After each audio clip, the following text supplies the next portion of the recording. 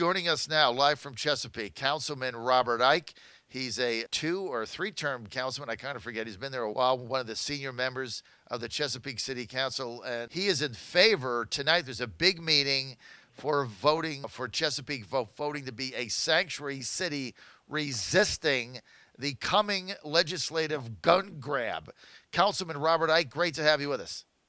Good to be here, John. It's been a long time since we were first together with the Trump campaign. Yes, Robert Ike also, as you know, a national convention delegate to Cleveland for the Trump campaign with me in 2016, and he was there with the president's campaign, then candidate Trump from the very beginning, day one of the few people we actually had elected with us in Virginia at the early times. Councilman, tell us about this big meeting tonight.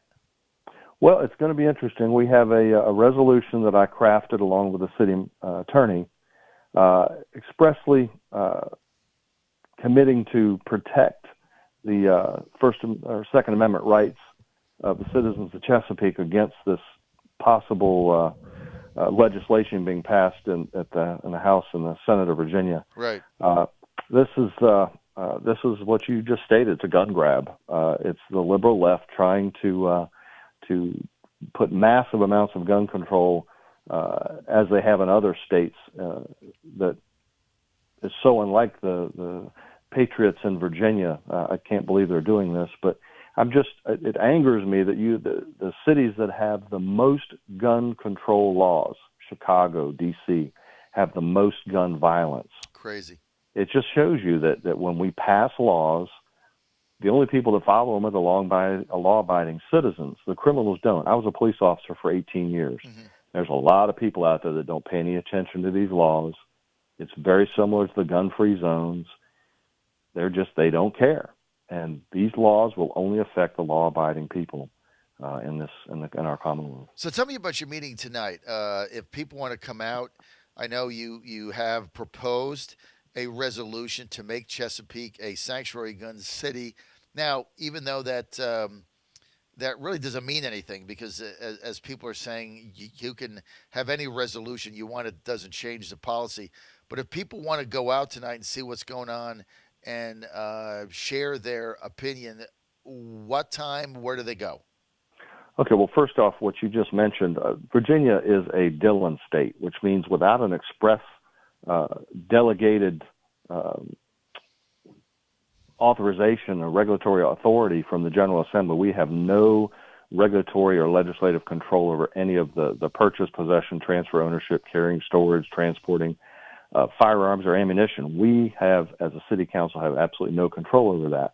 This is a shot across the bow. This is a strong message to our state legislators, Democrat and Republican, that this is not something that we are willing to stand by, and we will fight it with every tool we have within the laws of the state of Virginia. So on to the meeting. The meeting starts at 6:30.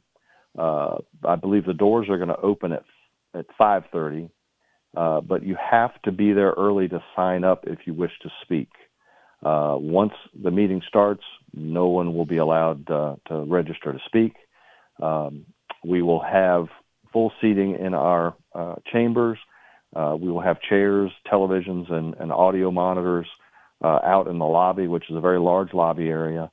And then in the protected area behind City Hall, which is kind of like a horseshoe-shaped building, we'll have audio out there for other overflow. So if there's an overflow, when is the meeting? Tomorrow night, Tuesday night. Tuesday night. I think I said Monday. I want to make that clear. It is Chesapeake Council meetings are on Tuesday night. So it is Tuesday night, and it's at Chesapeake City Council on Cedar Road. You can just Google it. Yep. You'll find the address. Be there at 5:30. If you can't get in, there'll be an overflow. Just reading through there was an article out of the Virginia Pilot yesterday. Your mayor, Rick West, said he's not sure if he's going to vote for it. Debbie Ritter looked like she's voting no. I know two of the Democrats are voting no. So you might not even get 5 people in there to pass it, right? Well, yeah. Well, if I worried about how many votes I was going to get on this, then I wouldn't put it forward. This is something that's in my core, something in my patriotic beliefs that we have to protect our Second Amendment. If other members on council don't feel that way, yeah, that's their peril. When is the council elections? Are they going to be in May of 2020 or May of 2021? May of 2020. It's basically 6 months from now. Myself, Councilmember Ritter, Councilmember Parker, and the mayor are up for re-election at that point. It's going to be interesting to see if there's a big turnout, right, for this, and a couple of those council people up for re-election vote no. If they would get a campaign challenge for that. I know it's kind of tightly, the whole thing is tight knit. You have to go through a process to get the Republican endorsement, if you will. But it's kind of an opening for an independent to run just on this one issue because, look, all this stuff is going to pass. I mean, there's nobody to stop it, Robert. That's what Pete and I were just talking about. I've been saying for weeks now. There is no one to stop this, and the governor's going to sign it all. So basically, I don't know what you do, right? If you're a gun owner, if the legislation put forth by Majority Leader Sasslaw, that SB 16 passes now, 90% of gun owners in Virginia will be felons come July 1. How do you deal with that? Also, another thing you have to deal with is as a police officer, as an active working sworn police officer right now, you carry a patrol rifle in your car. Well, I would probably venture to say the council meeting, and it's on Cedar Road in Chesapeake. Just Google it. You'll find the address and be there. Get there early so you can park and all that. Councilman Robert Ike, thanks for being with us. Thanks for what you do. I am out of time right now. Thank you